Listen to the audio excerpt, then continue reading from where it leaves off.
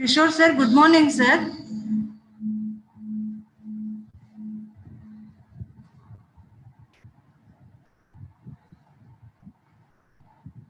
Kishore sir.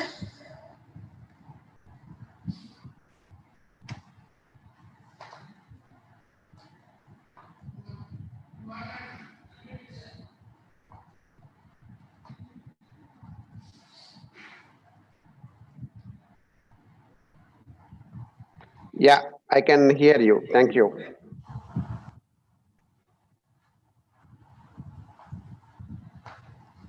Sir. Kishore sir. Yeah, I do hear now.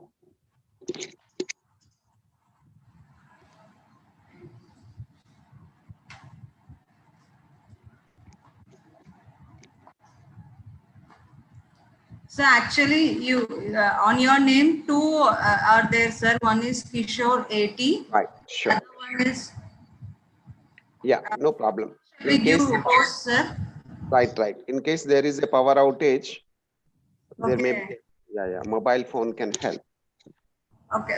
To which one shall we give the co-host option, sir? Give it to the laptop. That is where you unmuted my voice right now. I'm speaking from there. There you can. Okay, sir. Sure, sir. We will give co-host option for that, sir.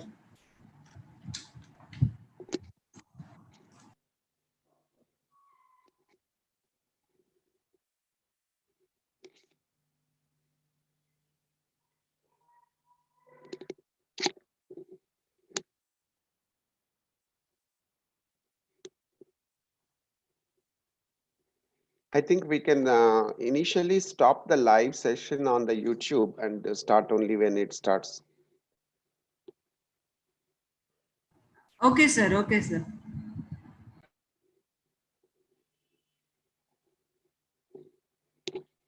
Sir, now you are co-host, sir. You can unmute and you can start your video and presentation also, sir.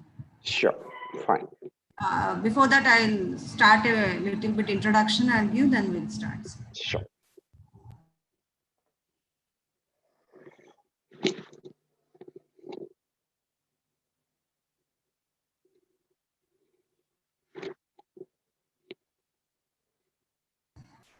Good morning to all. Welcome to the day 7 session of AICTE sponsored 2-week online faculty development program on machine learning and image processing applications. I take immense pleasure to welcome today's resource person, Sri Kishore, A.T. Kishore Garu, CEO, Vidyasam Technologies Private Limited, Bangalore. So we welcome you, sir. I take to introduce today's resource person, Sri A.T. Kishore Garu. Sri A.T. Kishore Garu is currently CEO of Vidyasanga Technologies Private Limited, Bangalore, Karnataka. The company has awarded fastest growing startup in tech space by Indian Achievers Forum. He brings with him over 3 decades profound knowledge and practical industry experience of having served world's leading OEMs and Fortune 500 companies. He has been groomed as aeronautical engineer, electronics at Indian Air Force as a short service commissioned officer. After his thesis work as part of his MS in thin film hybrid microelectronics at DLRL towards partial fulfillment of MS in technologies from Usmania University, Hyderabad. He served 2-year tenure at National Informatics Center, Western Region, Pune, Planning Commission, Government of India. Even after leaving his IAF career, he continued to mentor and train armed forces personnel under various Skill India initiatives during his past career at UTL Technologies as principal consultant telecommunications. He has mentored globally many operators or teleco personnels also as part of Ministry of External Affairs Program of India Technical Economic Corporation. He is chosen to be associated with several missions of Government of India, Niti Aayog Smart India Hackathons, Niti Aayog, Atal Innovation Mission, Atal Mentor of Change, IEEE Smart India Advisory Team, and contributing member of Bureau of Indian Standards on UAVs. He chairs sessions and addressed keynote sessions in international forums such as SIP 2007, SIP International 2008, to mention a few. He is also mentioned as professional of WHO's International in CDMA wireless for several years.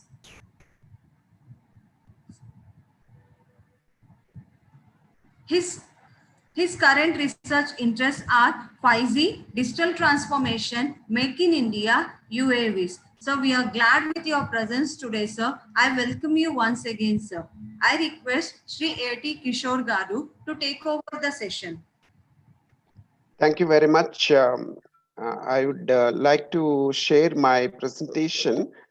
Give me a minute and we'll get started.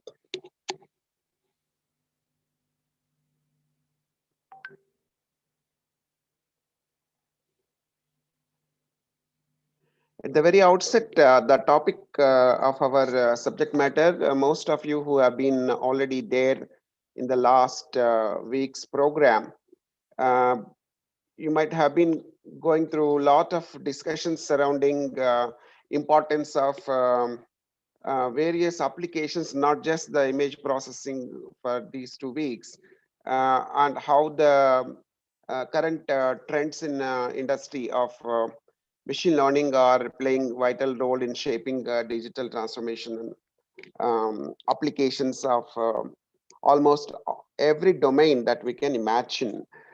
So since this is the Monday morning of the entire week, you are going to do a lot of brainstorming sessions and discussions similar to what I would be presenting. This would be in the context of technical sessions. This talk would be like a T that is broadly taking you over the horizontal plane of various aspects of where the image recognition and image processing, similar to digital signal processing, how they are technically applicable to the machine learning paradigms, reinforced learning, deep learning, and AI, and how they impact our jobs and careers and the world at large, what you see. So I would speak for about an hour initially, then pause for a while to capture in between the questions. I know it's a 2-hour talk, and then again continue to the next portion of the slides. So can someone right now say, are you able to hear me clearly and also see the first slide? Yes, sir. Okay, thank you very much. So I suggest at least those who are doing research and the students at least to make a notebook and keep entering some of the words that you may be hearing for the first time. We tend to assume that the listener knows the abbreviations. For example, if I say OCR, that is optical character recognition. And when people talk about RL or DL, reinforced learning and deep learning. So most of you know AI and machine learning are the topics, but hidden in that are the other a few terminals. So it's a good idea to continue to use the traditional methods of making a note. And then if you have a questions, kindly write it down first and then pass it to the organizers, and they will get back to me so that I would answer your questions. So this presentation is for you, and especially if you are trying to look at what are all the various opportunities I have to do machine learning applications involving image processing, and how do I use it for my benefit as a researcher or as a trainer or even as a student pursuing a new discipline in the career. So that is with this intention this presentation is made, and I would like to keep on record. Once if you don't make a proper note, this is what would happen. In fact, as this Google and others were experimenting with some of the new technologies, the researchers themselves in the Google Colab if they forgot what is the parameter they changed, they don't know how it impacted a new result, because things are very dynamic. So keep noting down, and that would definitely help you in correlation and then getting to best use of this presentation. So basically, I am very happy to have worked with these two companies which have the subject matter relevant to the topic of the day, that is image processing, applying their image processing techniques to AI/ML. This is a US based startup. Luckily, they got attracted by Ant Group, and you heard it right, Ant, A-N-T, Ant. And this is a Chinese major, and they acquired this US startup with some $100 million. And what they do today is to use their knowledge of verification using visual authentication on the mobile devices for the human eye, your iris. See, I happened to go to Abu Dhabi airport, and rather than looking at my passport, they were asking my iris to be alert, and it was late night and I was feeling sleepy. So they wanted the iris to be kept active and wide open. And if you are feeling sleepy, you are closing your eye. So that's the context of it. So basically, they want to examine the minutest details in your eye to establish, just like your fingerprint that we use in our Aadhaar and many other instances. So this is one image processing, even fingerprint also. Having said about fingerprint, let me talk about a cyber forensics use case. If someone's thumb is cut, let us say it's a dead body, and people want to misuse that for giving signatures or thumb impression, it's not feasible. Actually, it is easy to know whether it is a live thumb or it is a cut one. Doctors around the world know if the blood is circulating there or not. And that's one use case of image processing and for many applications.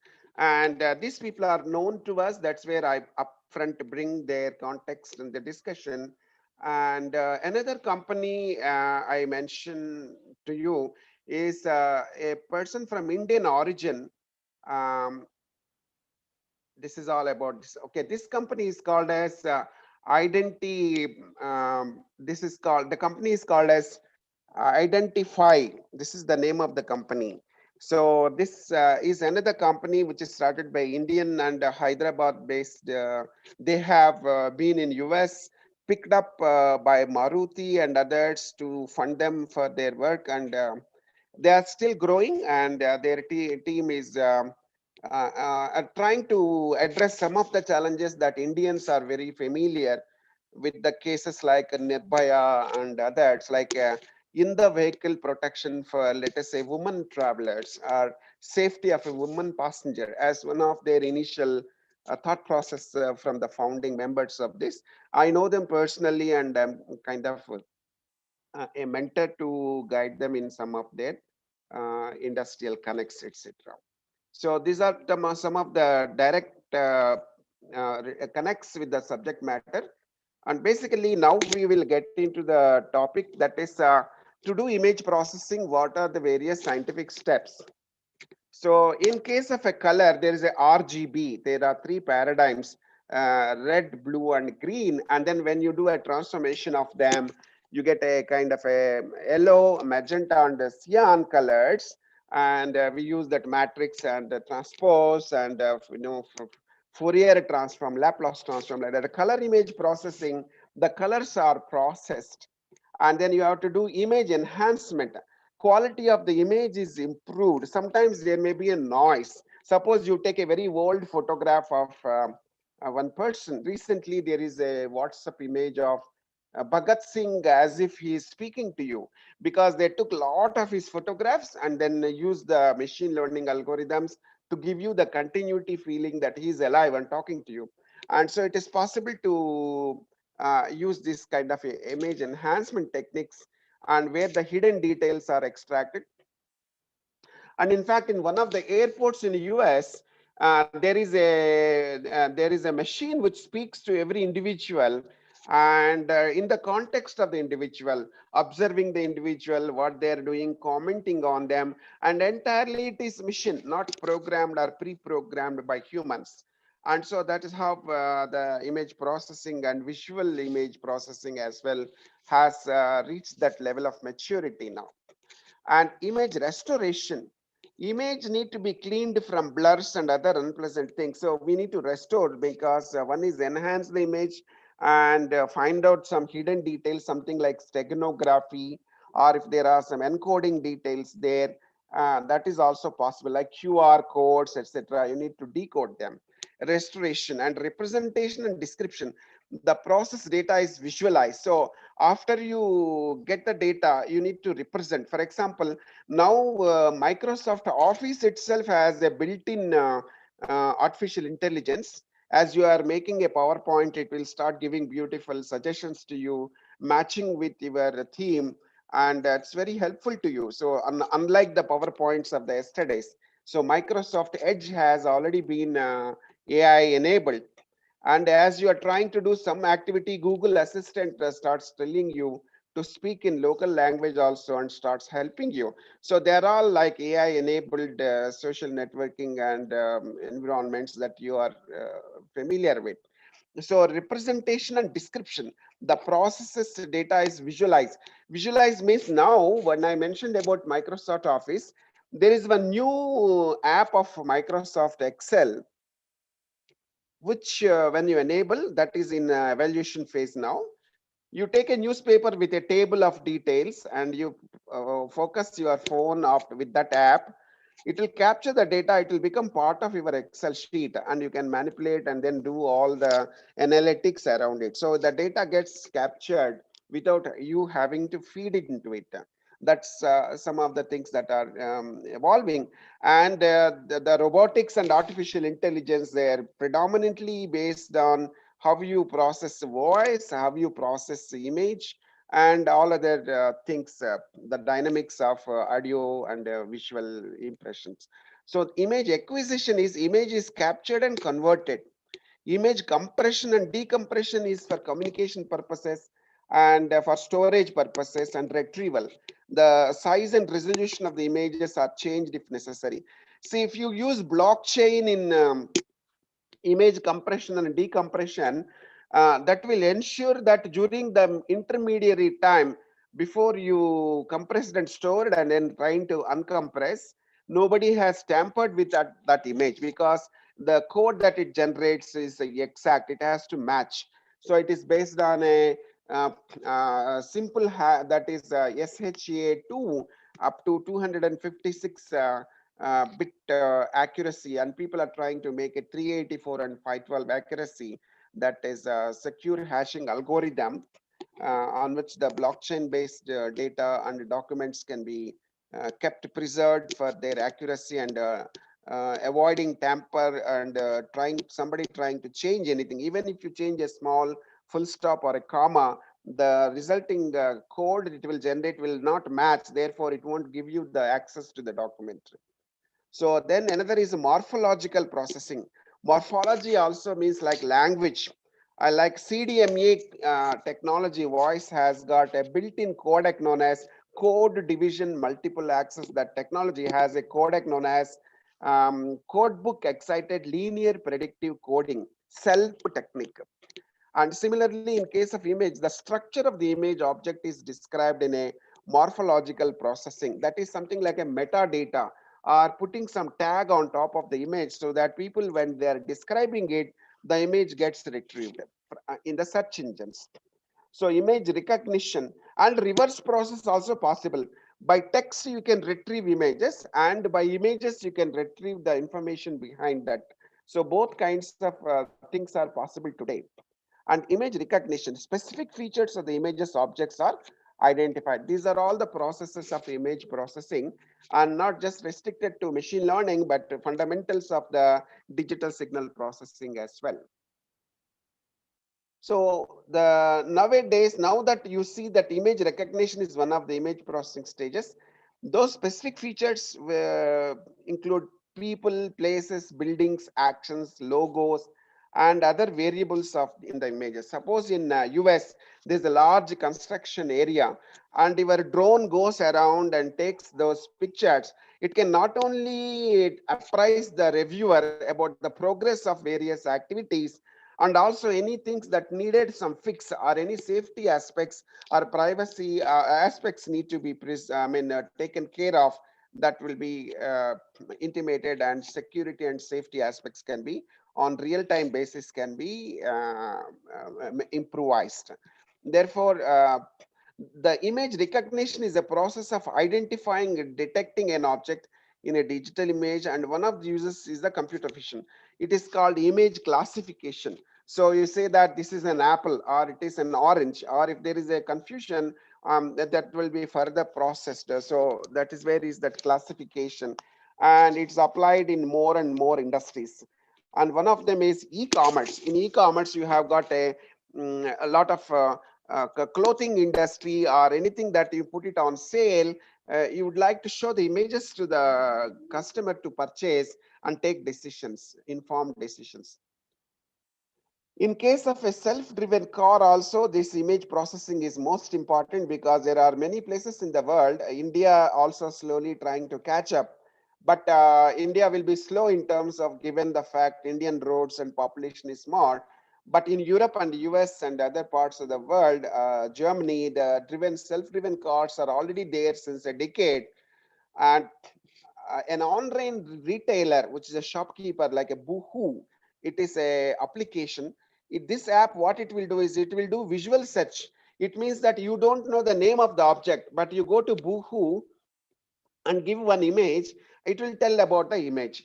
You take a snap and then apply it to this Boohoo, and it will try giving you all the details surrounding it. That's a reverse process of searching for an image, and give an image and it will search for the details, like in which city it is there. It's part of any city guide. Or even a car, when image is known, self-driving car knows it's a baby, or it is a child, or it is a human being on the street, then there are rules governing its brakes and speed, and alerting the other vehicles in the chain, so that there is no piling up of cars one behind another when suddenly one car has to stop. So there have been 3 accidents in self-driven cars, one with Tesla companies, another with Google, another with Uber.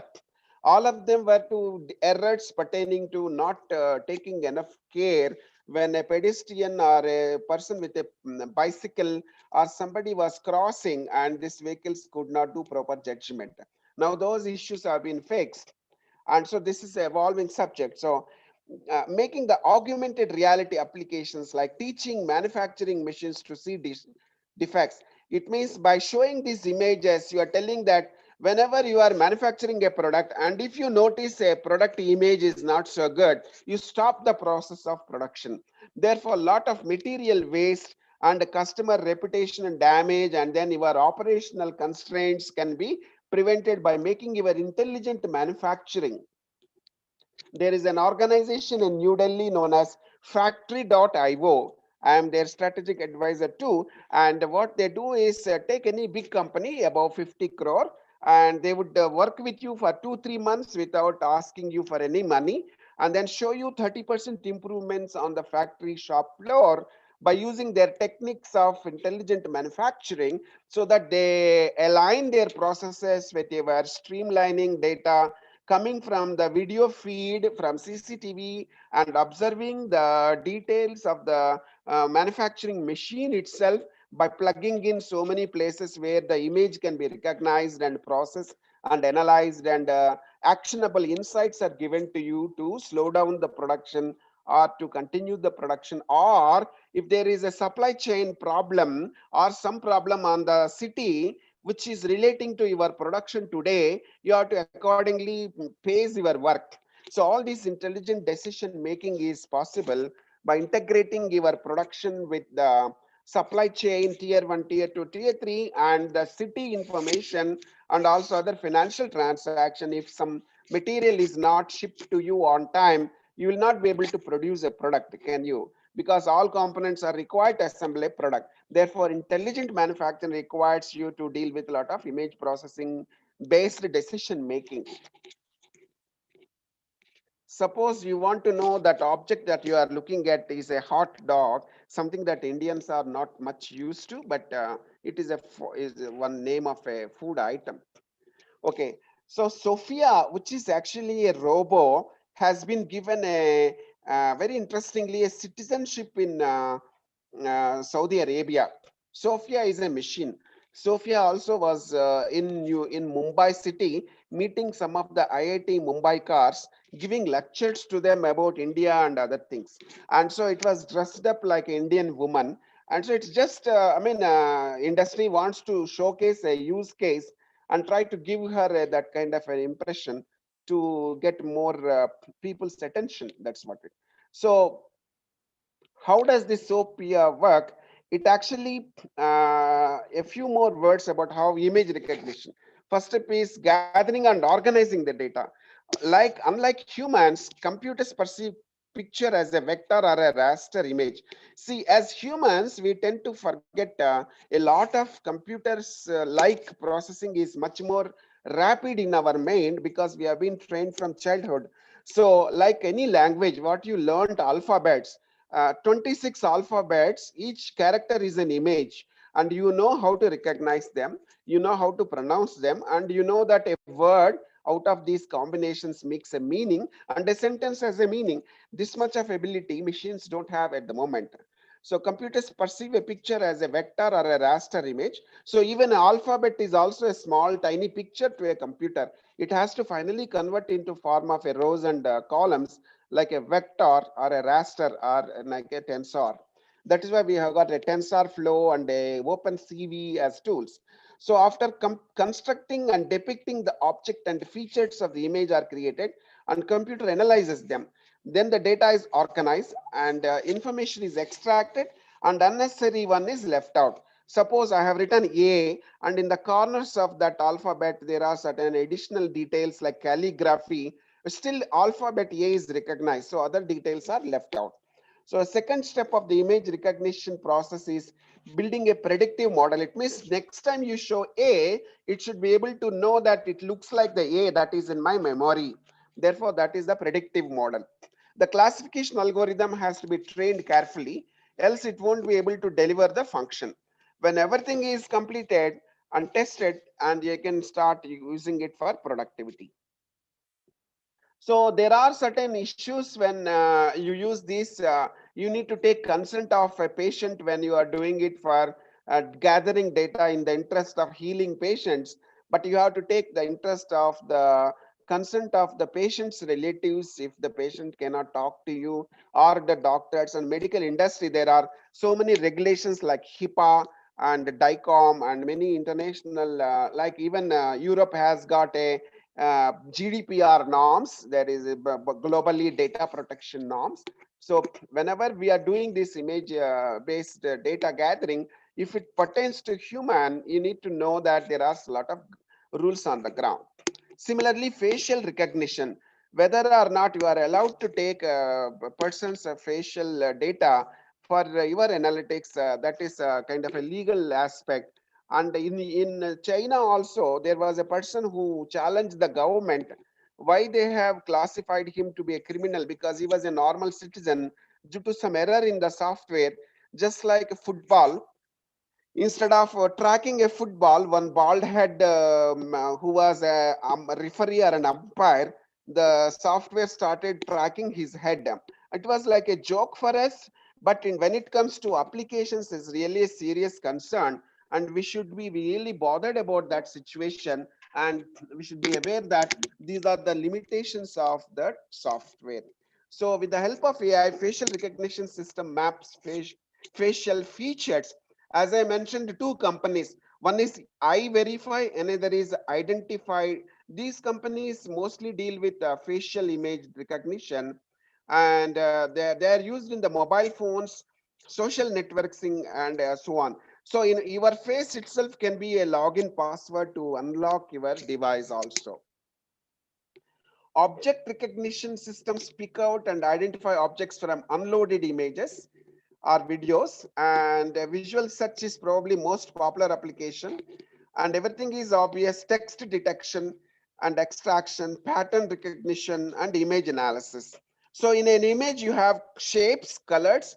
So in our human eye, there are rods and cylinders and rhodopsin and iodopsin. You have got something like a triangle or a rectangle like thing, three-dimensional. So we have got spherical, three-dimensional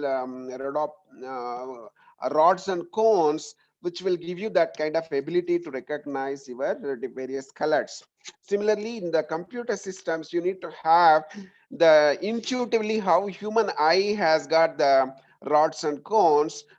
It should have similar devices to recognize the colors and objects and shapes. So there is a app of Google, which is a paid service, and so it will do image processing. There will be some limit up to 1,000 images. It will the process.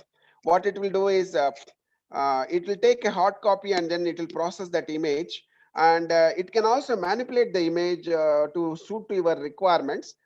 And while doing that, if you let us say you take a small image of a photograph and using Xerox machine try to magnify, that technique is known as pixelation. What happens is it will lose its characteristic data that is inherently useful for object recognition. So after certain magnification, the image loses its original context. So you need to have a limit on that, and how much you can magnify based on it depends on the context to context.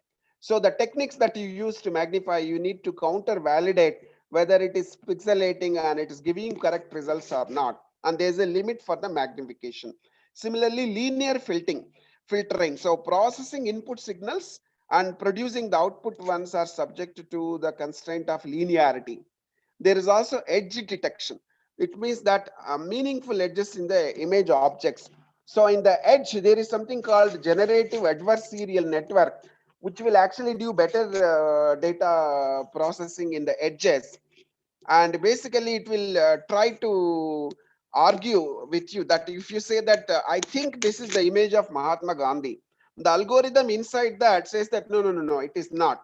Then it will start making different images. Finally, when several iterations of that image closely matches with your iterations and both seem to be nearly equal, then you say that you have reached a neutral way of not bias. Therefore, it could be the most authentic image representing the image you are trying to investigate.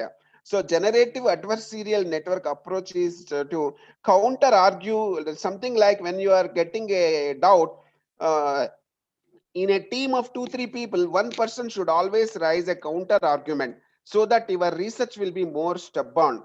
If two of you are on one side, simulate that you are on the other side. Third researcher should take an opposite stand so that you get more data insights onto the depth of the problem. So the edge detection is similar to that. And anisotropic diffusion is reducing the image noise without removing the crucial parts of the picture. And principal component analysis is extracting the features of the image, PCA they call it. And then there are Amazon recognition. The spelling is REKOGNITION. And Azure, Microsoft Azure custom vision services are there. And you will have to pay for what you use. And free trial is available also.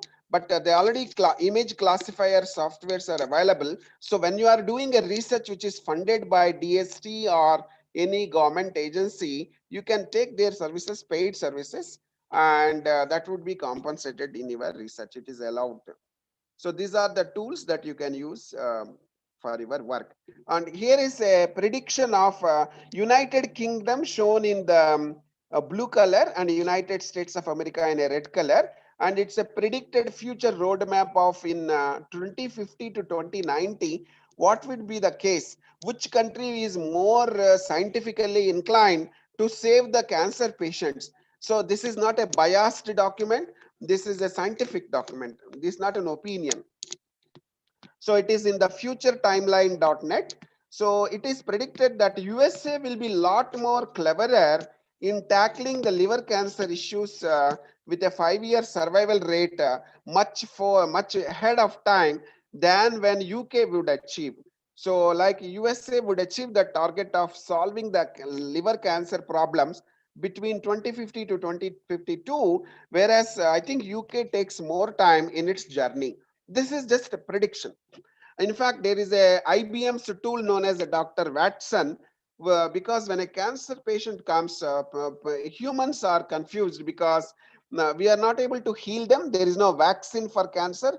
Therefore, they are giving all the millions of the documents of research findings about how to deal with the cancer patients. So the Dr. Watson is, which is also given a title like a doctor, human doctor.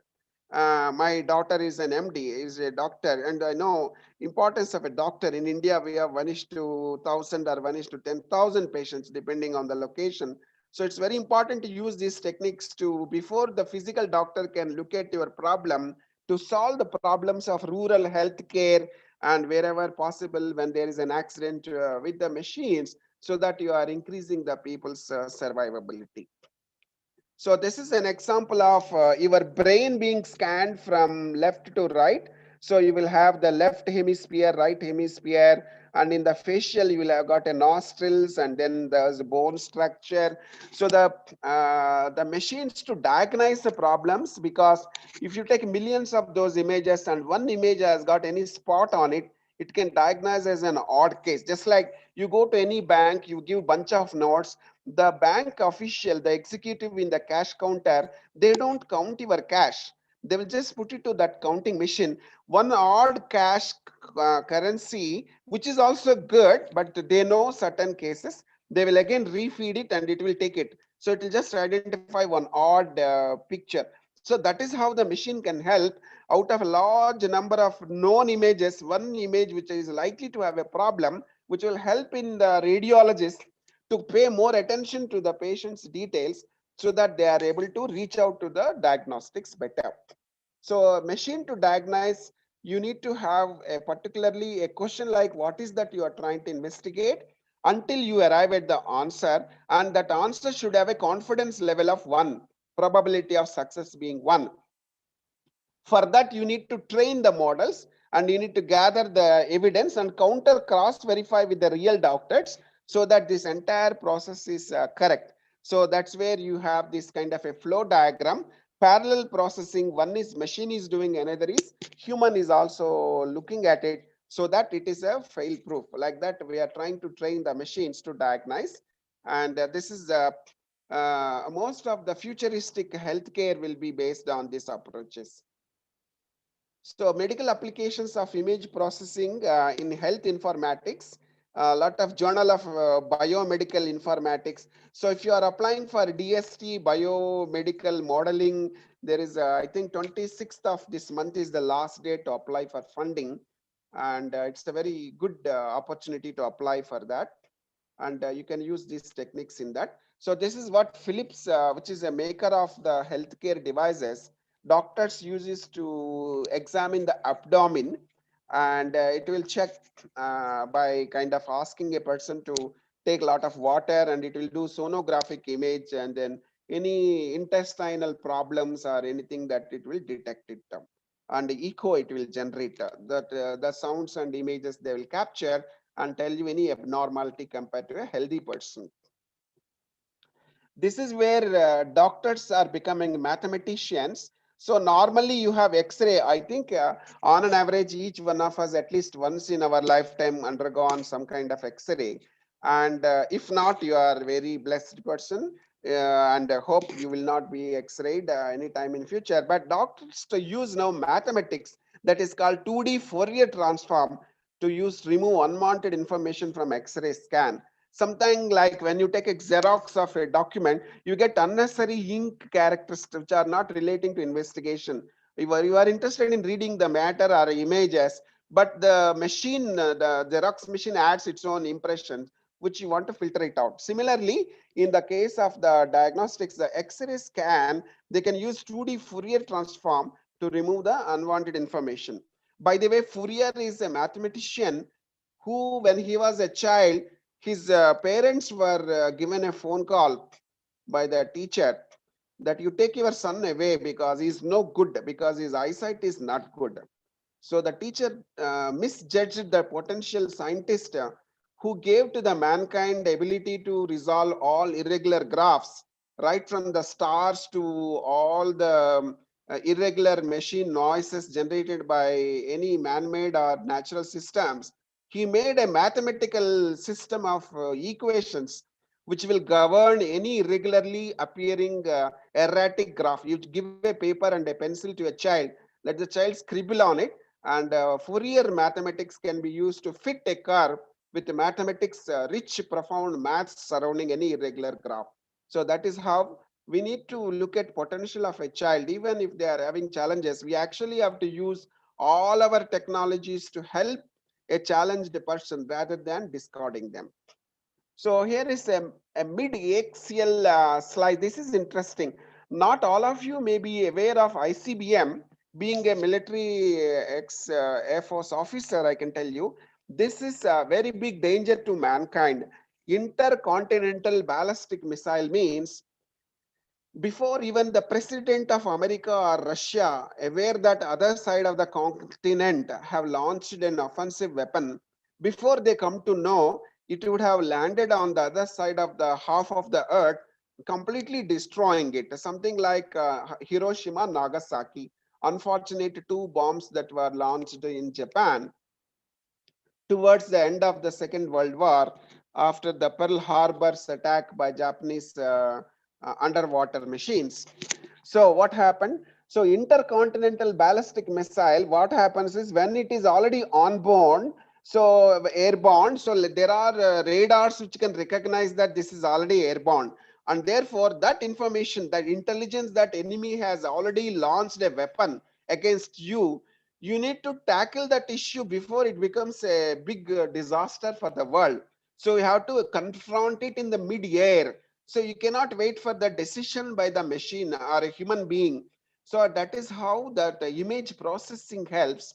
They will take that data, process it. There is a signature for a ballistic missile, and you need to trigger another machine so that this will go mid-air like our Arjun or our Ram and all our mythology in our stories, nicely picturized by our Indian movies. So middle of the air, these missiles are colliding. One will be giving fire, another is giving water, and all that Indian imagination. But actually, that is how it is need to be controlled, and you need to save the planet Earth. So this cannot happen without image processing. This is very, very interesting. So without telling the name of the person, if you give this image to a machine, it will do average age of a person based on the observation area. So as you see the numbers on the finger, 10.3 means age is estimated to be 10.3. Another place is 8, another is 6 point something. So these are all various, because the machine cannot accurately tell what is the age of the person. But by taking a look at all the data, you should be able to finally say that the age of the person is a female child of 7.60 age. And you can verify it, it is authentically proven. And so the bone age of a hand also, machines are able to act like a detective, and then they are exactly able to tell you by looking at all these regions of analysis. And then there is yeah, anything? Hope can somebody tell me, are you able to hear me well and then see my visuals?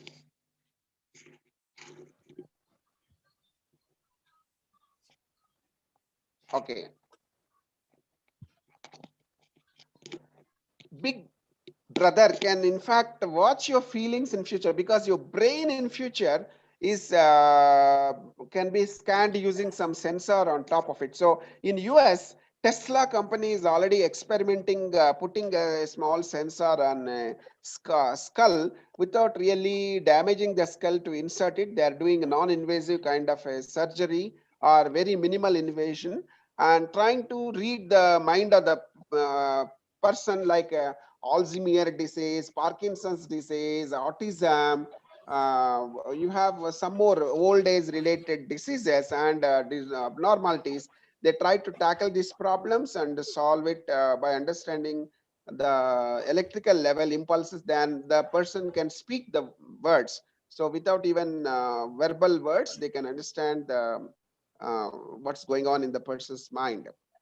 So these are all the applications that you can use for medical, like DICOM and HL7 and XDT and OpenEHR and Datafly. These are some of the algorithms.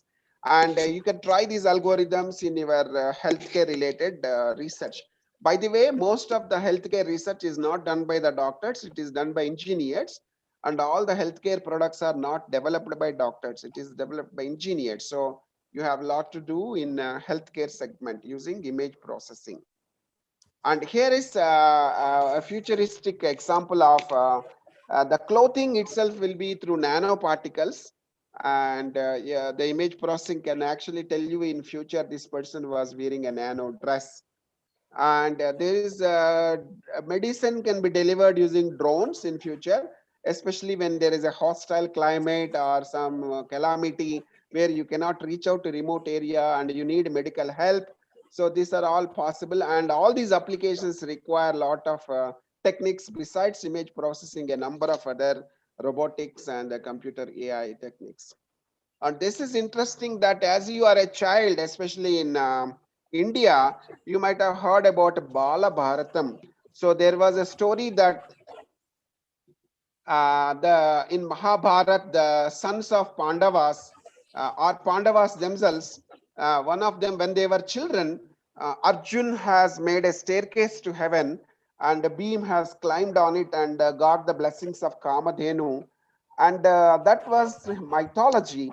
Now it is envisioned that from Earth and places like Moon, Mars, and other nearby places, you can have a escalator to just launch your so the cosmic launching vehicles. So something like a elevator to launch your space vehicle, and that is what kind of things that ISRO in India.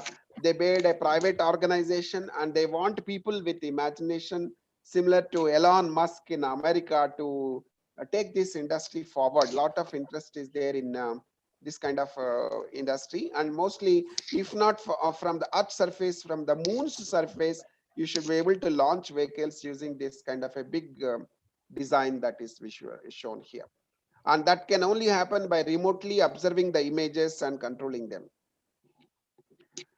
And this is interesting. The COVID-19 has given birth to a lot of challenges, and countries like India were able to solve it by creating 2 vaccines and distributing to 51 countries. I see 51 participants. Imagine whole world is represented in this talk. So India is sending to 51 different countries the vaccine. In 1 year, it was able to do. But if you look at all the virus, if you keep entire virus of the planet Earth, the COVID-19, it will be less than a milligram because nanometer size particle, the virus, and then we need to model them and simulate them for future so that we are able to tackle even future problems. That is known as a lattice quantum chromodynamics. And quantum dynamics is quantum technologies. India is interested to spend 8,000 crores on quantum technologies, and you are assured of a funding if you have a theme relating to quantum, and you can use this kind of technologies for modeling for future, because anytime somebody might be interested to create a nuclear, biological, chemical warfare, again we cannot afford world to have one more attack like COVID-19 in future. But therefore we need to model and get ready for detecting them in the early stages, and it start precautions than reactive the way the world has done during 2020. So this is another interesting thing, like you can send a probe which is unmanned to some one of the moons of Neptune or a dwarf planet, and then that cannot happen without help of robots and image processing and techniques like that. So what is all these are simple two-dimensional geometry that is drawn, and lot of image processing and accuracy and reliability of your information is needed to launch that high precision launches for international the space application. Can those who are not speaking, can you kindly go on mute? Yeah, participants, can you be on mute so that others who are listening would have an opportunity to listen to the training? Thank you. So this is an interesting thing that it is in 2079, this predicted 1st May, there will be a solar eclipse. We know every year there are solar eclipses. I just want to give a hypothetical in somewhere called Canada and in Greenland, 1st May, the solar eclipse will look like this. And at that time, let us say the elders in Japan, how they would be assisted. Robots may be assisting them in giving them a feel of the solar eclipse while still protecting them from the dangers of the radiation. So, in fact, everything is predicted that more and more robots will be there to assist elderly people and for them to take care of them. Just like in restaurants in India, in Bangalore also there is a restaurant which would give you the ordered items on your table with its robotic movement. So the item that is prepared, the food, it will carry all the way to the respective table and deliver it to you. And that is all with the help of image processing only. So here is a error detection using the image processing techniques for medical and diagnostics, and also for forensics and crime detection. So there is a image processing techniques using something called P300 detection, and there is a correct and error. So there is a error probability and a potential, and how to fix that error. So before you amplify, you can do kind of an early detection of the error and counter it and then fix the error before it gets magnified. So that is the ways that are used to get the correct image in the image processing. Here, some more, if you are an IEEE student, I encourage you to become an IEEE student wherever you are, or IEEE professional as a professor, so that if you go to IEEE-dataport.org, you can take a lot of data sets which you can use it for image processing, and you can use it for your research. And they are all available for you, and then they are not considered like a plagiarism, and they are given professional impression when you publish taking the data sets of this IEEE-dataport.org. You can get so much of data sets. The brackets that are there in my image, that indicates the number of data sets that are available for your studies. Biomedical 161 data sets are available, all in this link. Biophysiological signals 65 data sets are available. Cloud computing 25. 192 communication related data sets like 2G, 3G, 4G, 5G, and computational intelligence 147 data sets. Computer vision, a large number, 181, and COVID-19 34 data sets, and ecology, environment, and demographic related data sets are available. And also relating to Indian region soil image database, it is useful for agriculture, where you want to use precision farming. You can use IRSID data set. And what we need to be doing is we should be good and do good in volunteering as a IEEE activist, and conduct programs such as this FDP. And then you should be able to explore more data sets. In addition to what I have mentioned earlier, security, image fusion, IoT, machine learning, 392 machine learning related data sets are there. Power and energy, 189 data sets are there. Security 85, like that, so many data sets all inside this IEEE-dataport.org/datasets. You can retrieve them. If anyone is having any problems in retrieving the data sets, write to me. I'm a senior member of IEEE, and many professors in the same college and all the colleges that you are from, there are members from IEEE who can guide also. So this is how, if you discovered a new data set, you can actually submit a new data set, or you can search the data sets. All that is possible in the IEEE systems. And COVID-19 is also corrected for estimated amount of money that exists in the AI ML in the coming years, it is $47 billion industry. That is so much is there, and AI ML cannot work without the factoring the important aspect of image processing, SITEs, NLP, and other aspects. So these are the, I am going to now take you through so many machine learning companies and then their image processing tools that you can make a note of them.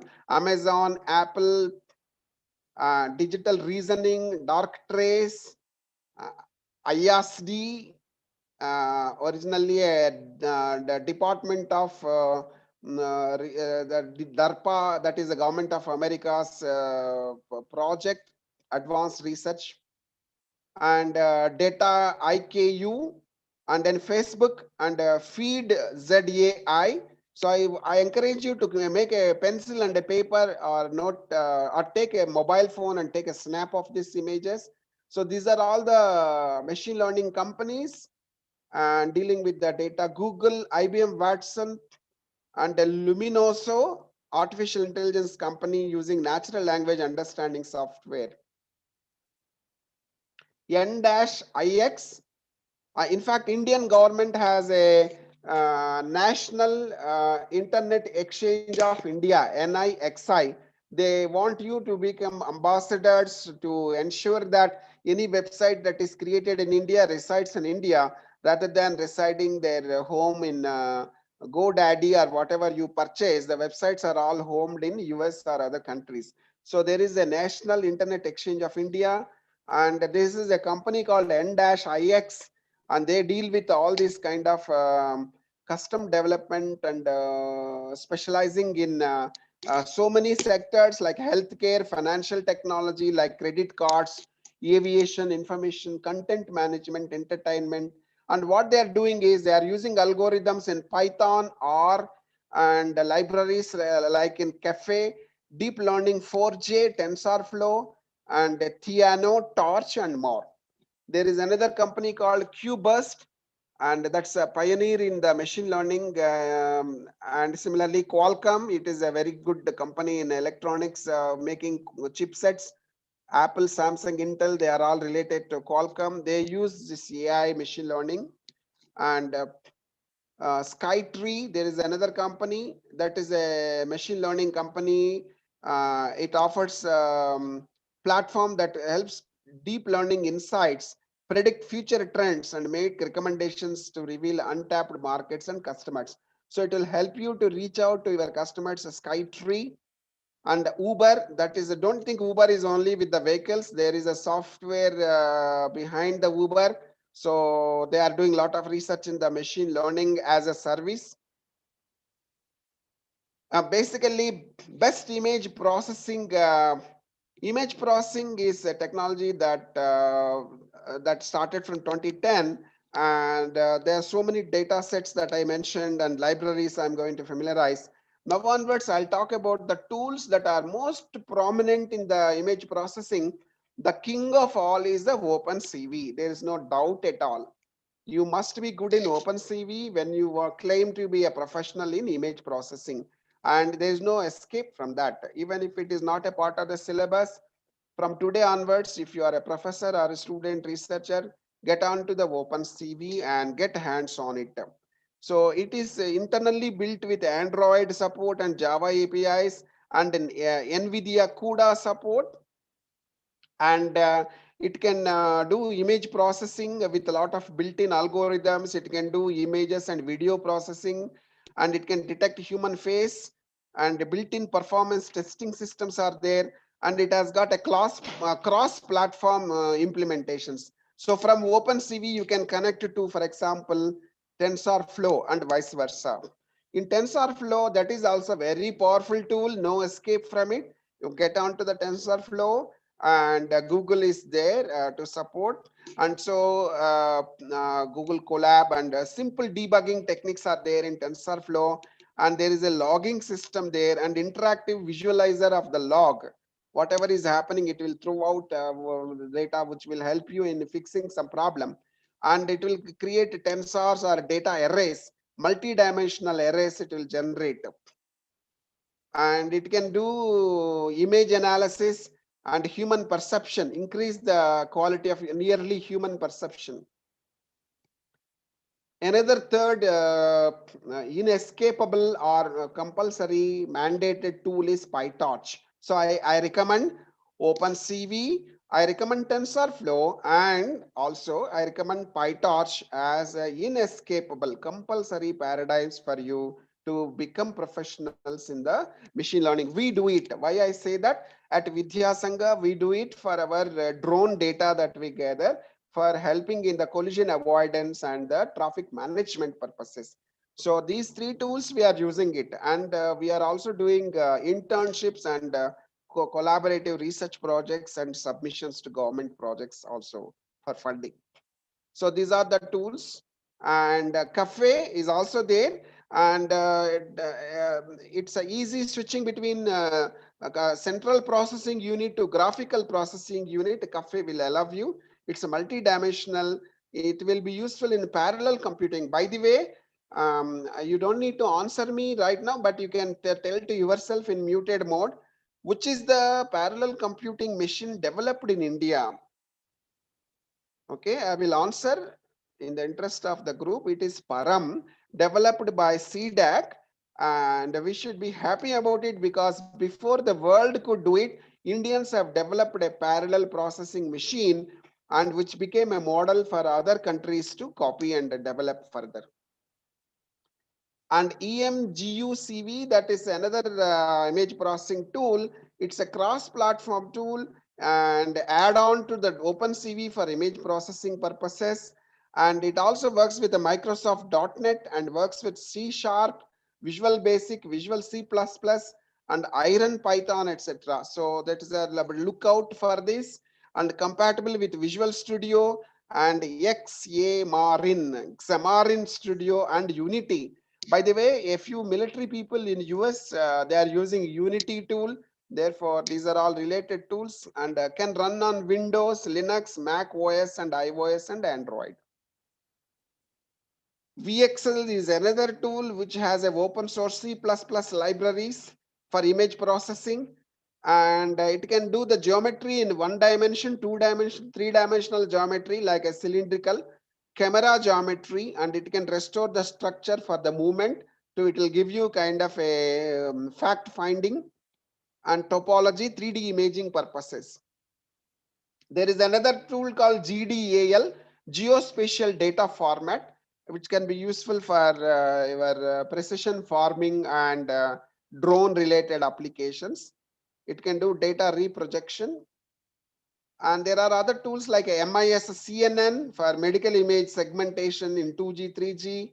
It can do patch analysis. It can do automatic assessment, cross validation, preliminary processing, and segmentation pipelines. Tracking, there is a tool by name tracking. It is not a word. It is not an English word. It's a tool name. JavaScript library for computer vision. And its functionality is color tracking, face recognition, and uses HTML5. And it's very lightweight kernel, 7 KB. Very easily you can keep it on the mobile phones, tracking. WebGazer, it's a library for eye tracking, and it determines the visitor's gaze on the page in real time, where the person is looking. Basically, this is for the shopping floor where you are visiting, for example, gold jewelry shop and just taking a walk. And when you walk out to the shop, other shopkeepers know your interests based on where your eyes are falling and on which object. It is likely that you may be purchasing that object instead of that shop, maybe in the next shop. So if you are given a Wi-Fi for free in that shopping area like Sarafa Bazaar, if you come out of one shop in the Indore, there is next shop which is also jewelry shop. You might be doing shopping there. The next shopkeeper knows about your motivations. That is called WebGazer. And a self-calibration model and real-time look prediction and most modern browsers, and easy integration with the few lines of JavaScript, ability to predict multiple views, and work in the browser on the client side without transferring the data to the server. So it is like a edge analytics. You don't transfer all the data to the server, only the results can be sent, and then most of the data can reside on your local end only. That is similar to edge analytics. And Marvin, it is a framework for working on the images and video, and it captures video frames and is multi-threaded image processing, semaphores and threads, and it will do feature extraction, and it will generate fractals and object tracking, and it can do motion detection. So motion detection means your mobile phone knows that you woke up in the total dark house. When you are walking in the home, your mobile will be lit up. It will actually tell you that I am there. So you actually can reach out to the mobile, or it will give you some illumination in the house. That is because there is a motion detection sensor in every mobile phone, every smartphone. So Cornea, it's a library for computer vision in PyTorch. It can do image conversion, and it can do depth estimation. Depth estimation, let me tell you, Intel has come out with a DeepSense, a new product which uses this depth estimation. It means that if there is a international meeting of, let us say, some espionage people, and they just left, you reach that room, you are a Indian raw intelligence team, you reach the room, already the room is vacant. So by using this sensor, you can reconstruct who was seated there, and it can actually do depth also by sitting on a table, on a sofa, or somewhere. It can do three-dimensional modeling of people who are no longer there, and using infrared impressions and all that. So that is the extent to which the technologies have reached, a reconstruction of people in a room where they already left the room. And image filtering and border recognition. Image processing tools are some more data sets are there. You can check the data set designed to reduce the bias of algorithms, diversity in faces. See, some algorithm may be in this bias factor. Let me tell you, in worldwide, there is a Starbucks company. In international airports, Starbucks is compulsory. You will have one Starbucks coffee shop, and they sent around 8,000 employees across. So they have sent around lakh of employees in 8,000 of the airport locations. In one location, there may be 10 of those shops, big airports. And 8,000 locations, they closed their Starbucks for a while because there was an issue with the bias of one particular kind of community, and that affected their business. So they wanted to sensitize them about the diversity, and some of the computers will be having ethical bias where they are biased against one color or a particular people, and that would be very dangerous to the community at large or for the business and the national interest. So to reduce that, we can use this image again, diversity in faces. A million labeled images of faces of different nationalities, ages, and genders are there. Nose length and forehead face proportions are there. You can use this kind of a data set in generating randomly created any suppose you want to create a marketing document in which what image you want to select. Don't always select one color or a community dominant, because it will offend others. So that try to take randomly picked up from different nations, different ages and genders, then it will be a more neutral message you are passing to the community world at large. And face forensics, a set of images used when face-to-face face swap and deep fake methods, and 1,000 videos with faces made using each of the falsification methods, face forensics. And basically this is to debug a criminal. Somebody appears like let us say Shah Rukh Khan, he is not Shah Rukh Khan, he is a different person. So you can change impressions with the same body and then keep changing the facial. You get a different, oh, this matches with another photograph that is picked up by the computer. Try to change. So like that, it will do software based face changes. And so it can be used for good and bad purposes. The bad people use it to take good people's face and then attach it to a bad video. And the investigators can use this method to really unearth the real face of a bad person. And all these techniques are available, face forensics.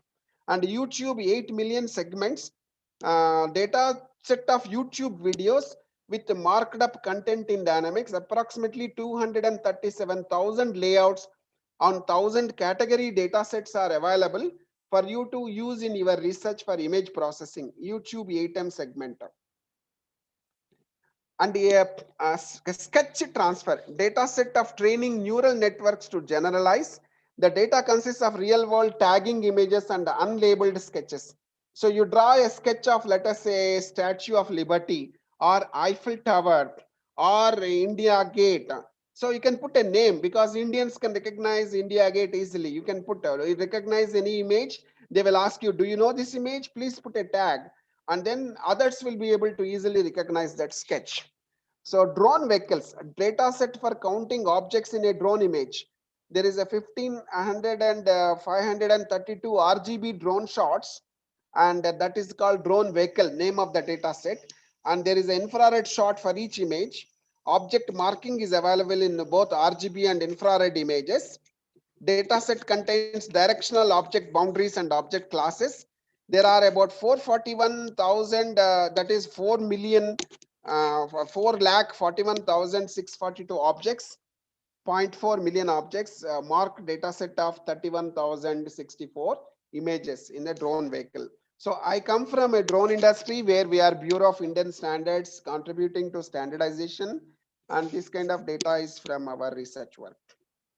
Data sets, Waymo open data set for training autopilot vehicles, again for drones, includes videos of driving with marked objects.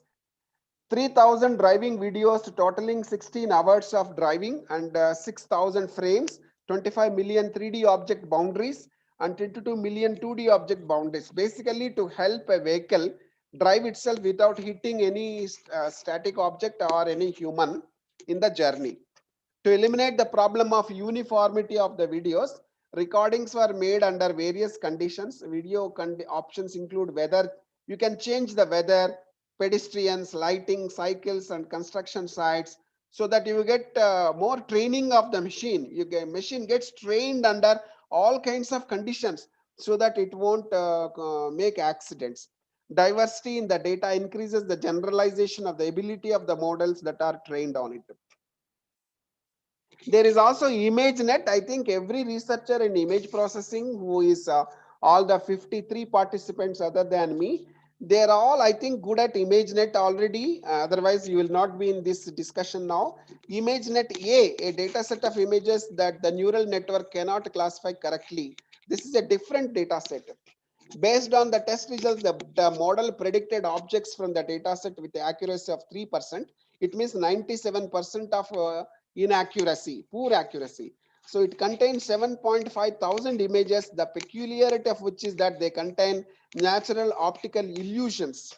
So they give a wrong impression that the machine will get into wrong conclusion. So you draw a two-dimensional drawing and it may look like a three-dimensional thing, and machine may wrongly come to the conclusion, and that is wrong. So designed to study the stability of the neural networks to ambiguous images of the objects, which will help to increase the generalizing the ability of models. So this is not the real ImageNet. I'm talking ImageNet-A, which is all the errors that take place in general in the ImageNet scenario, where you need more focus in why these things are happening, so that you can put more research on how to improve the accuracy from 3% to 97% to begin with, and then make it 100% later. Model building image processing tool, there is something called MobileNet, and a set of computer vision algorithms optimized for mobile devices like your smartphones. And the functionalities, it will do facial analysis. It will determine the location, recognize directly on the smartphone, low latency and low power consumption. There is another tool called Frit, a machine learning platform to Android developers or Apple iOS. What it does is it will run directly on the mobile. No need for data transfer. It will port the models to other frameworks and updating models in applications without having to release a new version. Computer vision annotation tool. This is an interactive tool for making up photos and videos. Suppose in your face there is a small spot and you just want to touch it up before sending it to passport office, for example. Functionality shapes for making rectangles, polygons, polylines, and points. No need for installation, ability to work together, and automation of the marking process, and support for various annotation scripts. So you can also write some sentences on that and then make it more lively for presentability. And 3D BONet, it is a segmentation of objects in 3D images. The segmentation problem 10 times computationally better. It solves that instant segmentation problems than other methods. 3D-BONet, end-to-end neural network that captures 3D images and gives out a boundary of recognized objects in the output. And the reasoning RCNN, that is recurrent convolutional neural networks, it recognition from the thousands of categories, detection of hard to see objects in the image, an architecture that allows you to work on top of any existing detector. So reasoning RCNN is something like normal eye cannot catch. This will unearth those objects in the image, and that is useful for some fact finding research. Model building image processing tool. There is a VQVAE, generation of realistic versatile images. It is some fix for the disadvantages of generative adversarial network image generation. There is a fix for that. Communication system of encoder and decoder on 2 levels. So it can also be used as a communication mechanism, not only image processing. By the way, it may be of interest to all of you to know, laser beams are envisioned to connect two drones, and not just to pass on energy from one drone to another, but to communicate. So you can use this kind of encoder decoders built inside the laser beams for a new way of communication. Recovery of frames from the video, it can be done by EDVR. It restores the sharpness when the frame approaches and restore the contents of the blurry frames in the video recording. The model receives blurred images at the input of the model, the blurred frames, and restores the frames without the blur in the output. That is called EDVR. There is a corrective flow, core flow, that is automatic marking of videos and distribution of markup from one image to the entire video based on a self-supervised model. And there is a fun IT replacing objects with others, converting object image from one class to another with a minimum amount of training data. Something like suddenly a cartoon emerges. Some person is there, but a head is different. So it is like a cartoon character. Fun it based on a generative adversarial network architecture. Information maximizing visual question generation. Generation of questions for image. So based on the picture and the desired type of answer, the question is displayed. That is interesting. So that is what is machine learning all about. You have answer sheet and you have got the problem and you need to know what is the exact question. You are sitting in the answer in the hall. You have answer, but you don't know to which question you have to copy that answer. You are like a robot. And that is interesting situation here. That is what is machine learning all about. So given a scenario, it will fix the exact context of it. Based on the picture and the described answer, it will generate the question of the image with which other people can start getting benefited from it. So given this scenario and this situation, what question is the best way to ask a machine to retrieve in future context? So that other people who are innocent, they will be benefited by raising the exact that question. Based on maximizing the mutual information. Algorithm for visual recognition of object in the part.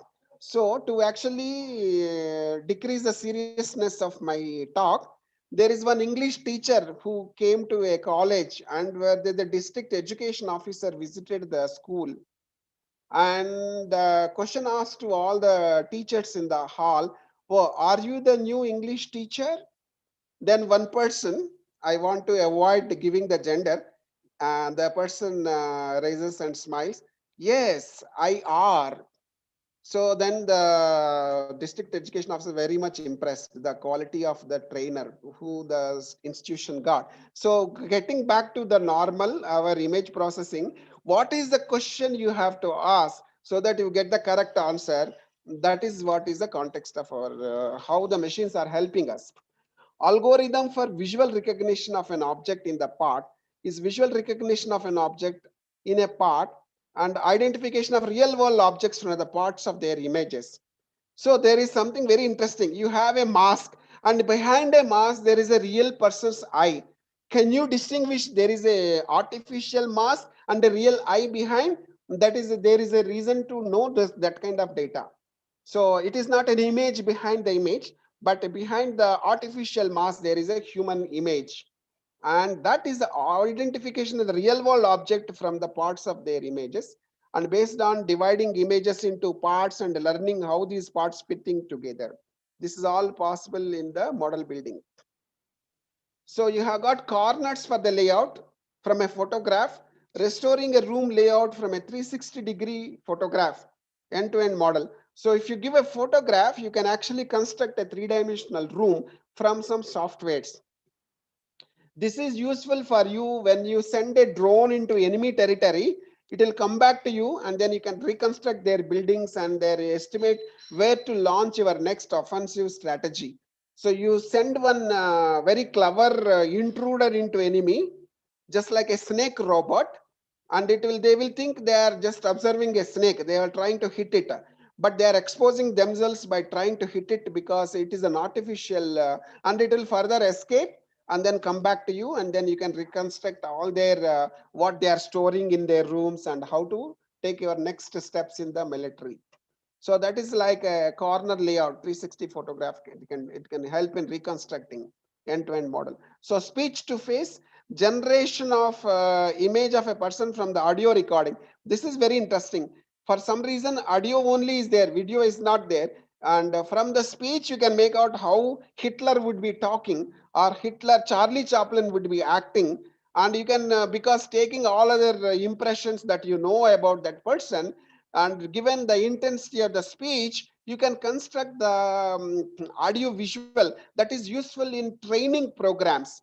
Just take any audio file and then convert into, so we don't have Pandit Jawaharlal Nehru with us, the first speech after the India's gaining independence. At the dawn of the midnight, India wakes up to freedom, the tryst with truth. So that you can reconstruct based on the photographs of Pandit Jawaharlal Nehru.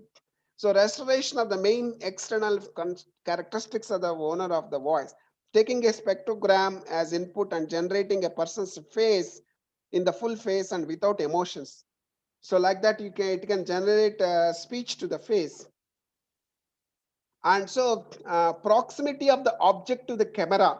So you just have the image, but then you can imagine how far the camera was from that particular dolphin in the waters, or from that particular shark in the inside underneath the ocean. So from that you can get certain proximity modeling you can do by image processing. Determine how close the subject is to the camera, are based on the comparison of complete proximity maps. You can do mesh RCNN. These are all the links. Those whatever I kept here, they're all hot links.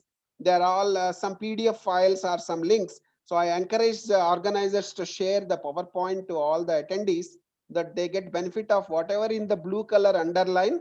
They're all different documents, for so that after my talk they can use it in their research. That is the good intention of keeping this data in the PowerPoint.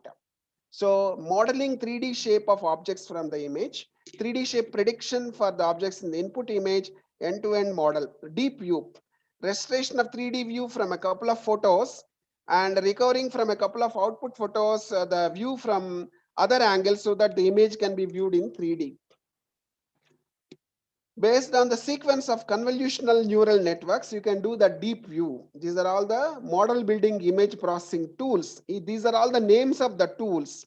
Each one is a name of a tool, and you have to write exactly in the same way to know more about that in general from the internet also. Increase the image restoration 8 times. How do you make your image better? that is more accurate face images in a better quality without distortion based on the generative adversarial network. To restore an image 8 times, you have to generate adversarial network mechanisms. So it will generate 8 different variants of the original photo. And then maybe that improves your accuracy of doing your data. Similarly, there is a predicting the number of people in the image. You got a vague image of a from a helicopter shot or a or image from one drone. You need to know how many people are below, so that COVID-19 predictions of clustering is going on. There is no social distancing, or there is some kind of a panic going on. Water is flooding. Some danger is there. How many people are in the proximity? How do you tackle that situation? So that image, it can predict the number of people in there. Maybe Kumbh Mela, you have so many people from a image, you can reconstruct how many people in that location. Determination of the preservation of the information from different parts of the image, like a hologram, end-to-end modeling, that is called DSNet. There is a techniques there. Then there is a PIFU, that is a modeling 3D human figure, restoring a 3D model of a depressed person from one photo, a person from one photo. And so you just have a person in a photograph and you can make a three-dimensional model of the person. Yeah, it is easy. That is what the PIFU is trying to do it. Here I would like to take a little break and then pick up your questions before I go further another half an hour. And so kindly organizers allow the attendees to ask directly questions. And towards the end, I will finish my other talk in another 25 minutes. We can again take written questions as well. This is just for my feedback that attendees are there. So organizers, kindly unmute attendees and then ask them to ask questions.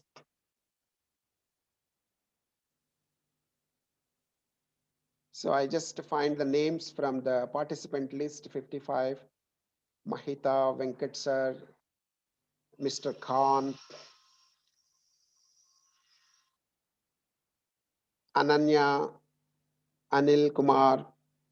So anybody, please feel free to ask. Aparna, Sucharita, Bharti, Dhanalakshmi. No questions? You are all unmuted now. Prajapati, Ganesh, Suresh Babu, faculty development. Okay. Malati, Hemalata, Jahnavi, Santosh Bako, just Kali Kivoy Ramarao, Kavita. Any questions from the audience? Lata. No questions?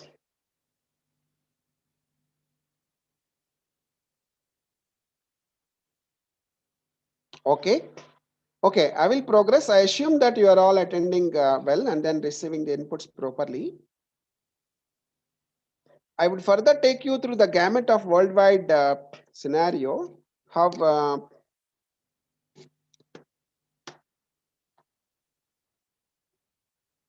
these are some image processing steps from theoretical background.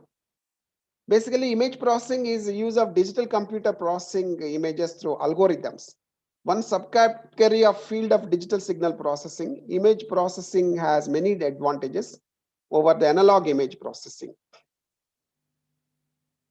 Okay, any questions? Okay.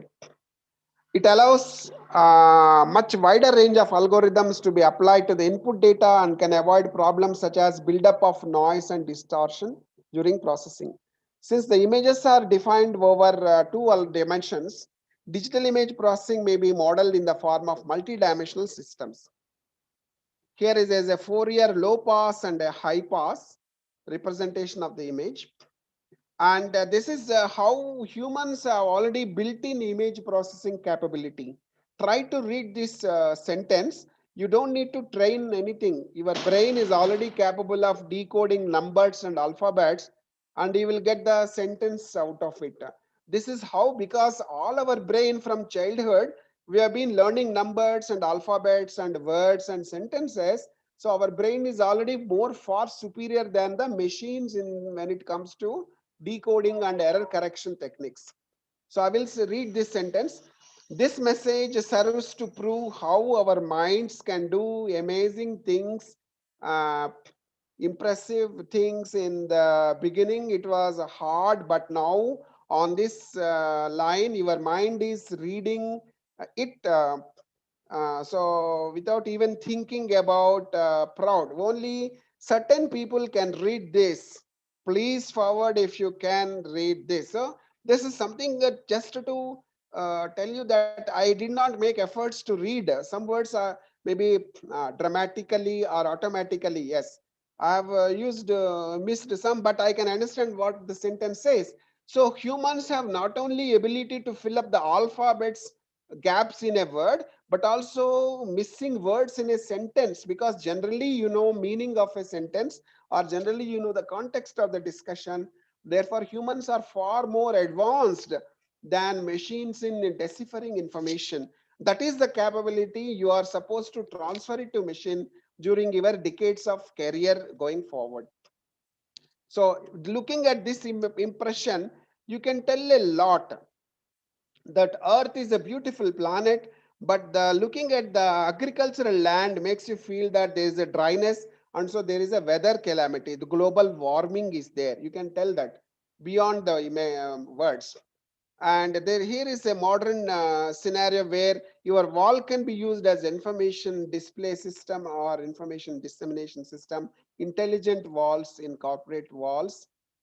And these are some of the 10 trends that you have, and these are the kind of jobs that you would get. And you will see this is from our friend, and he visualized these are the trends for your next 10 years, and most of them deal with your image processing, visual assistants, wearables, 3D printing, AI enabled hyper personalization, and ethics.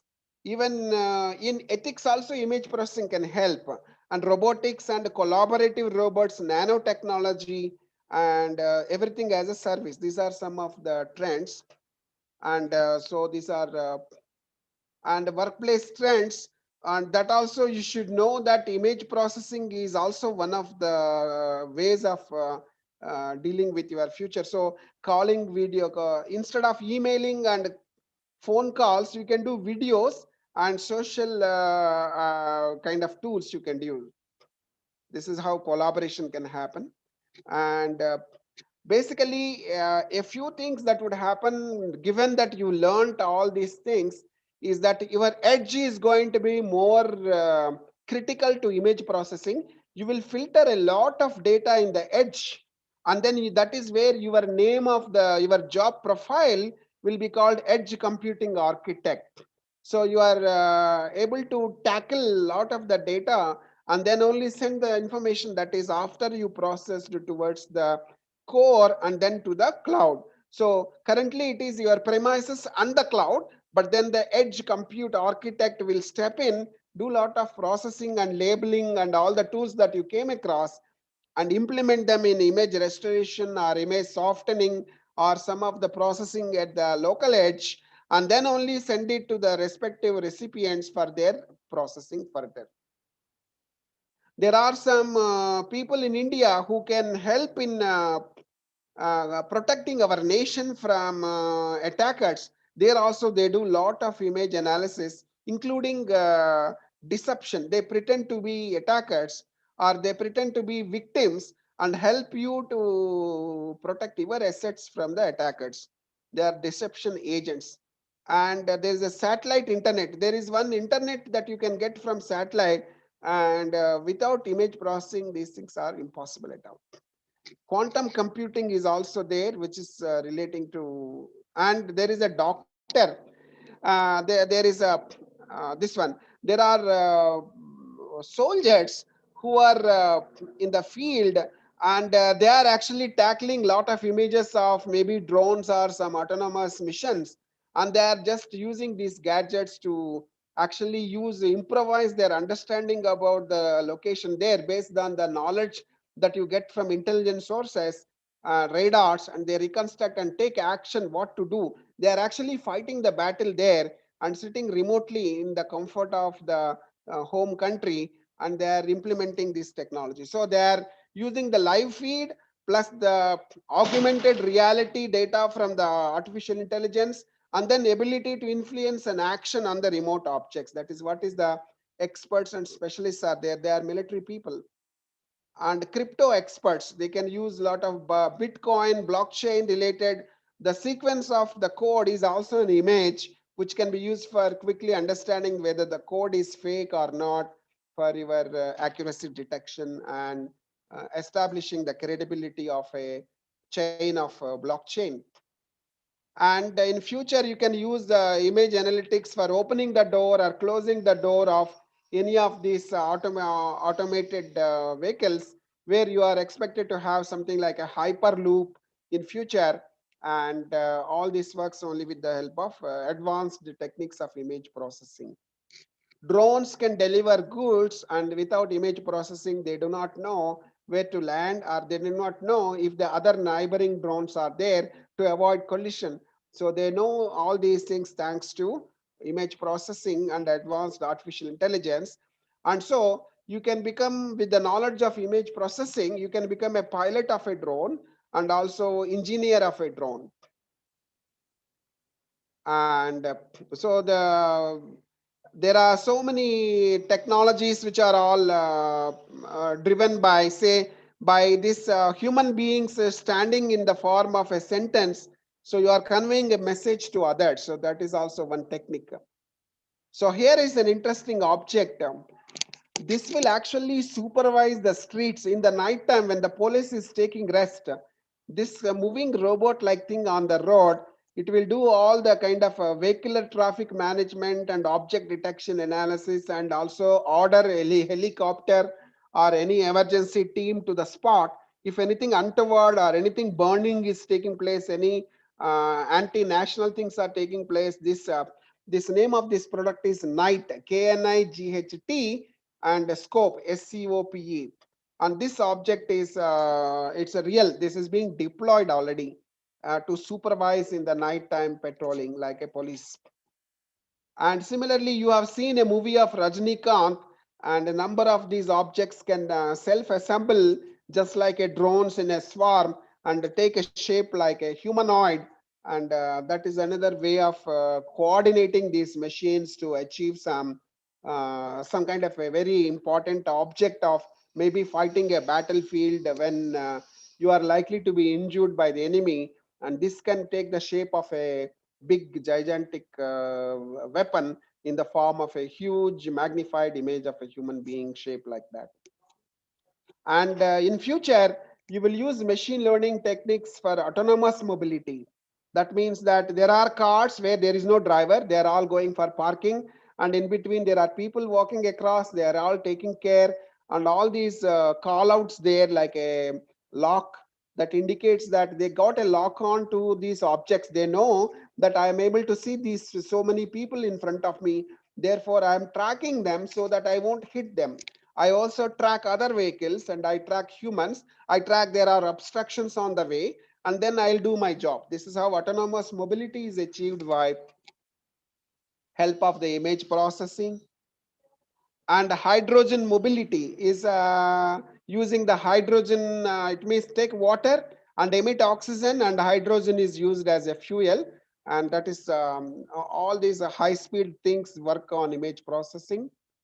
Autonomous shipping, ships are being piloted by remotely by the drivers from the ground, so that one of the problems of navy is that you get that feeling of being on the water for months together. You get a sensation of vomiting, and you can be on the ground and control a complete ship carrying lot of consignment between continents, and completely without human being. And that is how even drones are also being piloted for logistics supply chain. Autonomous shipping, autonomous flying, all cannot happen without effective robotics and artificial intelligence techniques. Here is a picture of a movie, science fiction movie, and teleportation experts. And these are the characters. I think you are, if you watch this kind of a Star Trek, you would recognize these are. So you would have a job in future as a teleportation expert. You can be a space explorer. You can be in one office gathering all the inputs coming from a lot of satellites, and then whatever is needful for the country and the world, you are taking those actions, and then securing the data, communicating and acting on the inputs, and ensuring that there is no damages to space-borne vehicles or avoiding collisions in the space, and doing some operations. All that you are able to do it remotely thanks to advanced image processing techniques. And you can do 3D printing, you can do 4D printing, means printing while things, the printer itself is moving, not static. And then 5D printing. So these are all more latest advances in the printing technique artificially. Nowadays with the COVID-19, going out and buying an object is difficult. So this kind of printing is helpful, so that you can locally manufacture things. This is a new additive manufacturing technique, and there lot of image processing is there. The printer learns about the shape of Gautam Buddha or Albert Einstein statue you gave, and then exactly reconstruct in a additive manufacture. Circularly, it will start adding brick by brick, and then construct the whole house. It will keep rotating circularly, releasing molecule by molecule of the particle, and then construct it like the shape that you desire finally. That is additive manufacturing. And teaching and learning also, a lot of mathematics and image processing. Robotics can do that, and machines can do that. It is experiential learning.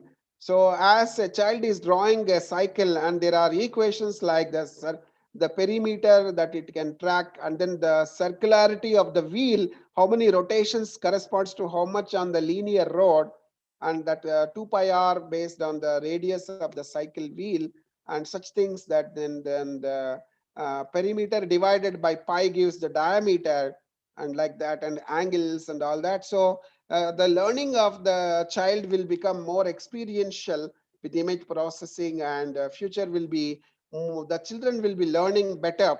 Even they learn how to cook, or they learn how to do some operations, or how you are able to use your virtual reality while doing your exercises. And one doctor is able to read what is going on in your body parameters when you are exercising. So that is what is they are learning about that aspect. So this is very interesting. Elon Musk has kept some sensor on a human body, and similarly, you can have a small wearable, and it can help you to give information to doctors or others about what is going on to your sweat or your temperature, or even finding your feelings in future. So if you are feeling happy or nervous, that kind of gadgets can actually detect, and it has good and bad effects, but objective is to help medical diagnostics and helping patients first. And you can also protect yourself from the bad effects by not always getting connected when you don't need to get connected to these wearables. There is a renewable energy engineer, where a small spot of this solar panel which is heating up, image processing can help that this panel needs repair. The one area it is getting warm up, so that's not helpful for long run, because it will damage the panel, so you have to repair it. So like that, renewable energy engineers take help of a drone shot around solar panels, and it will give you infrared impression about solar panel. Some portions of the solar panel require replacement with a better panel, so that your longevity of the energy systems is taken care. So like that, you have job roles in future based on the image processing and machine learning and artificial intelligence discipline. And there is also energy storage expert. There also many times you use images like heat. It is generating by infrared. That is also image. So energy storage, Tesla Volt, energy storage experts. So Tesla company is already in Bangalore and connecting with a lot of Indian companies. and that Elon Musk of America, NASA, SpaceX, they are already in India now, collaborating with Indian researchers. So that is a matter of time. It will come to your respective cities like Hyderabad or Indore, New Delhi, Mumbai, anywhere. Atmospheric water harvesting also, it is done with the data gathered from the images of the water molecules and the traditional knowledge of water conditions based on the image processing repository and any changes taking place. So you are doing a water harvesting. And urban horticulturist, it means remotely you can actually know in the confines of your bedroom that your terrace top, there may be 130th floor, you have got this rooftop garden. You can know the things going on there using image processing, and then you can actually trickle some spray of water or do some things to make these things more better. So there's a hydroponics and agroponics technologies. So everyone can generate their own agricultural product in their own rooftops. But using advanced techniques, you can make it much more better when you are not always required to go to the location, but remotely using the data, you can govern what need to be done using IoT. This is very interesting. You tend to misunderstand that this is like applying colors, like Wipro has got one rose where different colors are applied, but this is reality. This is all these colors are real, and using some manipulation of some of the genome sequence or something genetically re-engineered, you are able to get every flower with the different colors. They are natural. So there is a new trend of a job for you that is called a technologist of agriculture. Now let us say tree technologist. And so agriculture is a high tech now. It's no longer a boring subject like only uneducated people do. So, and meat, nutritionologists. Meat is being created artificially, and to study that in the process of generation of the meat, whether it is proper for consumption for human, for their taste and their likes. So there is a image processing done, and you can be a pure vegetarian, and you can be employed by the nutrition engineer, and you can do the good job of without really touching that meat by using image processing to certify that this is good, because you have all the knowledge available with the image processing software. And extension revivalists, we know that mankind has a distinction of spoiling oceans by 8 million tons of plastic every year into the ocean. And there are two continents of Europe, Europe and Americas and African continents and even Asian continent. So equivalent of some countries, the inside the middle of the ocean bed, plastic is there, and these unfortunate, these innocent marine creatures eat those plastic particles, and they are affected by health and they die. And so we are actually causing pollution pumped into ocean. All the corals are dying, so you need to revive them. So you need to do image processing to restore them to back to life. And there is a lot of initiative of United Nations Sustainable Development for making the nature back to life and decrease the carbon, fluorocarbon emissions and global warming initiatives. So bioremediation experts, as I told, our oceans are carrying equal to a few countries in the Europe, equivalent of plastic on them. Either you can reuse them to make Nike and some shoes. That industry needs to have technology to collect all this plastic and do it, or you need to send some bacteria into ocean which will eat this plastic. There are a few bacteria which you can grow and remove this plastic. That is the task as ahead for humans. But plastic degeneration has 5,000 years. So don't unnecessarily use plastic, and that is causing natural disasters. And you will see that ocean levels will increase by the Arctic and Antarctic glaciers are melting, and the ocean levels will eat up so many, something like Dwarka, it no longer exists now. Fiji Island and other small island nations, they will disappear in future if we don't protect our environment. So gene editing, using advanced techniques of ATGC molecules and things like knowledge about genetics, you can help in, I want a curly child with the genes, my hair of the similar thing like the Albert Einstein's face, and then something like characteristics you give Newton or Benjamin Franklin type of hair. You can do that by manipulating some of the genes. Scheduled space flights, that is also one of the job roles you can do, but you need to get this knowledge of multidisciplinary abilities to tackle, and image processing has a future of, I can say, hundreds of years. And so you are really learning a very great subject. I almost came to the end of my talk. Electrical aviation, already all the flights are autonomous, and only now we are realizing. Yeah. So the extra two features among 3 feet. Yeah. Any questions you have?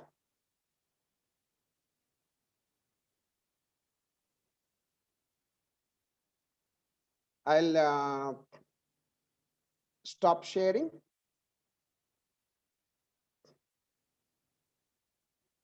You have any questions?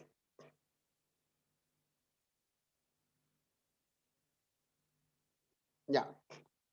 I finished my talk and I'm available to you to pick up a few questions, and I encourage the organizers to make sure this presentation that I have given reaches every attendee in the PowerPoint format so that it will benefit them in their work.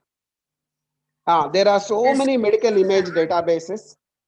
Let me just tackle one question. There are hundreds and hundreds of medical image databases I have incorporated under IEEE data repository, and where you can take out some, like I have given more than 100 of them, and you can use them for your research in my presentation. Okay. Any questions you have, please feel free to ask me.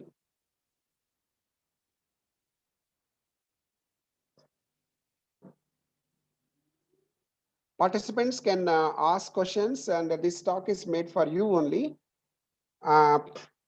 Otherwise, it will be I am talking to myself. It's no point. So I want you to interact and then know from you how you are thinking about this subject.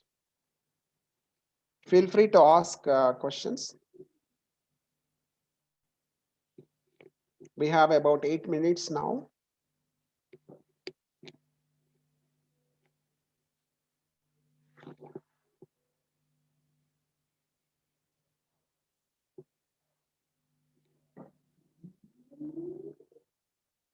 Medical image databases are all kept in my presentation. You could just look up. I've given IEEE databases, data sets that can be used for your medical image processing.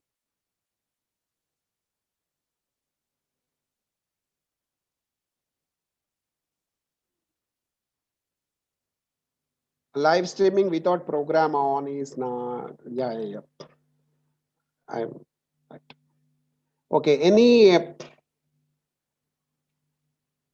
Any questions further?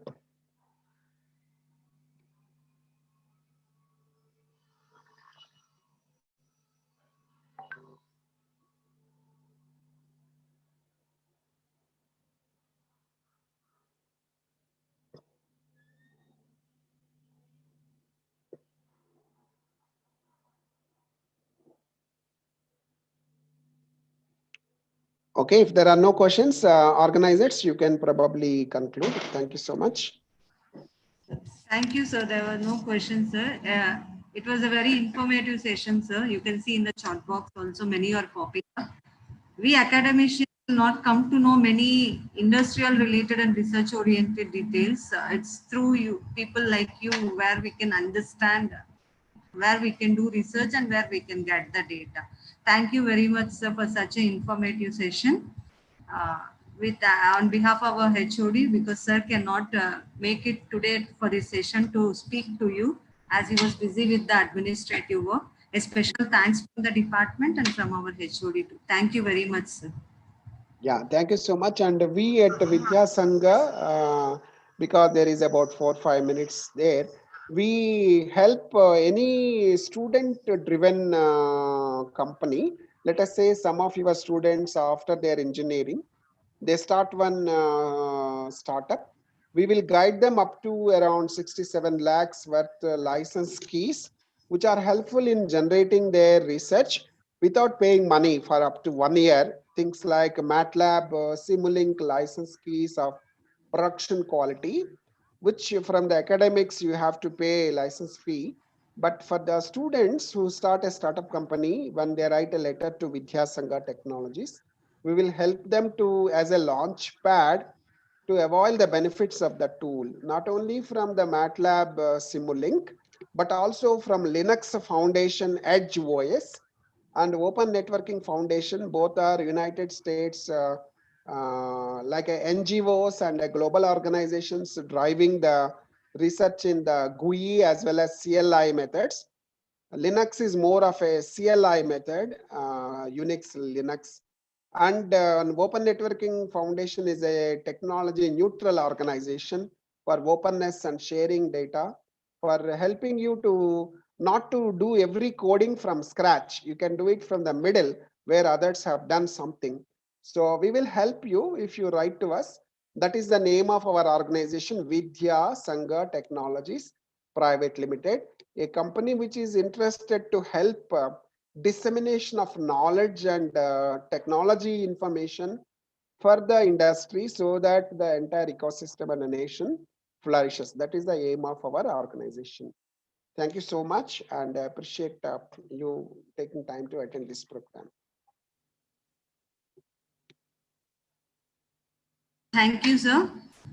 I request all the participants to fill the feedback cum attendance form shared in the chat box. Repeat, I request all the participants to fill the feedback cum attendance sheet which is shared in the chat box. And afternoon Thank, session starts at 2 o'clock. Thank you. thank you. Thank you, Yes, Madam sir. Sucharita, Thank and you, sir. thank you, Dr. Nitya also. Thank you, everybody. I Thank you, sir. appreciate Potti Sriramulu College and AICTE for this opportunity. Thank you very much. Jai Hind.